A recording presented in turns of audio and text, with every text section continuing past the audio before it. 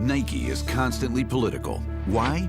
Cover. Congressional reports suspect Nike used forced labor in China. Religious minorities were ripped from their families, sterilized, sold to factories. Nike made shoes in those same areas. Congress tried to ban Nike's labor practices. Nike fought back with highly paid lobbyists. Rather than hiring Americans, Nike chose China.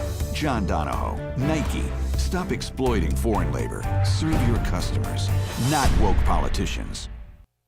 Naming names. Mark Hemingway is here. He's senior writer at Real Clear Investigations. Wrote a great article, The New Business of Woke Corporate Consulting and the Business of Boycotts. What are some of these big players in the boycott world? Because it's getting more official. Right. So the big left-wing activist group that has been organizing all of these boycotts, or a lot of them, I should say, is a group called Sleeping Giants that was founded a few years back by two people working in the advertising industry. And what was interesting was that at first these people were anonymous because the idea that you'd be organizing these boycotts and be in the advertising industry was seen as bad.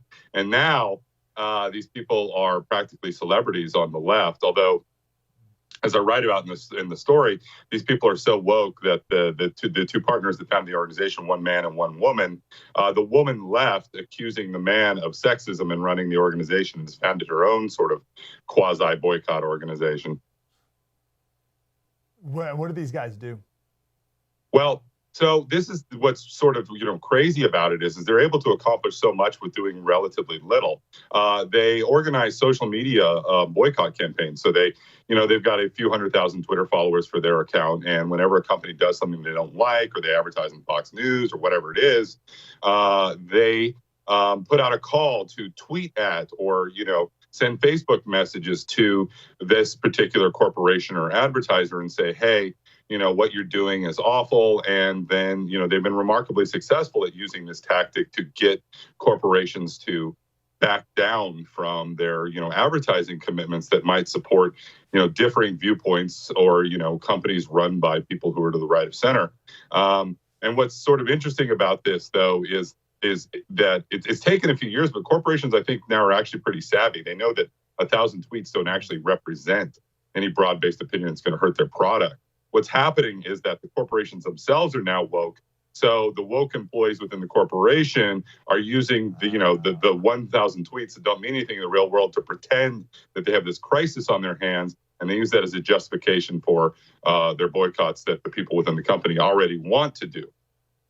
All right, let's go that one more time, because I was just going to ask you why companies fall for this when a couple tweets come at them from anonymous accounts. And we hear about this all the time. It's like sometimes it's like 3 tweets with people with like 14 followers and a company caves. You're like, what's going on here? So it's more than just they're scared of losing a few customers, right? That can't be the reason why they cave.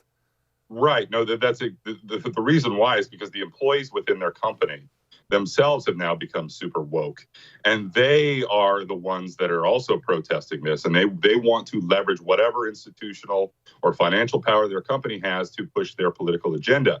And they've been remarkably successful at this. I mean, there's been some pretty remarkable instances of this in Silicon Valley in particular. A lot of the direction that Facebook has headed in since Donald Trump became president in terms of censorship and other things like that has been largely driven by employees. Wow, that was deep and insightful. I want more of that. Like, subscribe, get more.